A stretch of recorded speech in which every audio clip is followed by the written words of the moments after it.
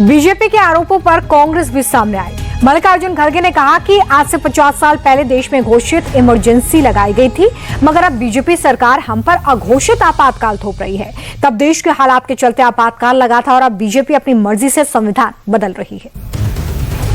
अरे इमरजेंसी तो अब आपने लाई है, ये अनडिक्लेयर्ड इमरजेंसी है।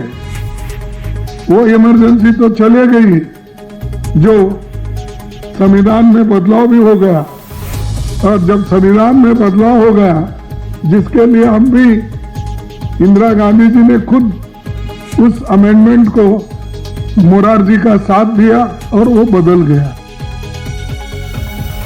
कांग्रेस के बचाव में शिवसेना उद्धव गुट भी मैदान में उतरी। संजय राउत ने कहा कि लोकतंत्र की असली चौकीदार तो इंदिरा गांधी थी, जिन्होंने कभी भी देश में भय का माहौल पैदा होने नहीं दिया। बीजेपी वाले इमरजेंसी को लेकर झूठ बोलते रहते हैं, जबकि सच्चाई इससे बिल्कुल परे है।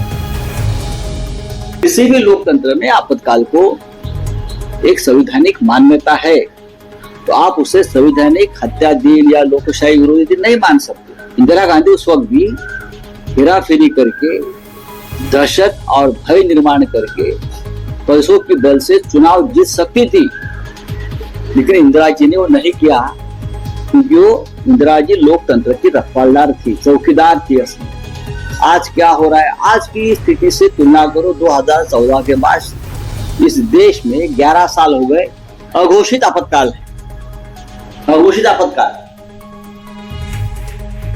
संजय राउत को महाराष्ट्र के सीएम देवेंद्र फडणवीस ने जवाब दिया। उन्होंने कहा कि आखिरकार वो लोग कैसे इमरजेंसी को सही बता सकते हैं, जिनके खुद के हाथ लोकतंत्र की हत्या में सने हुए हों। सब जानते हैं कि 50 साल पहले किस तरह एक नेता को फायदा पहुंचाने के लिए देश को जेल बना दिया गया था। स्वर्गीय श्रीमती इंदिरा जी ने न केवल इमरजेंसी लगाकर सारे विपक्ष के लोगों को जेल में डाला था, बल्कि भारतीय संविधान को इस प्रकार से बदला था। संविधान में फंडामेंटल राइट्स, ये मेरे लिए सबसे महत्वपूर्ण है, उनको समाप्त करके डायरेक्टिव प्रिंसिपल को उनकी जगह दी गई थी।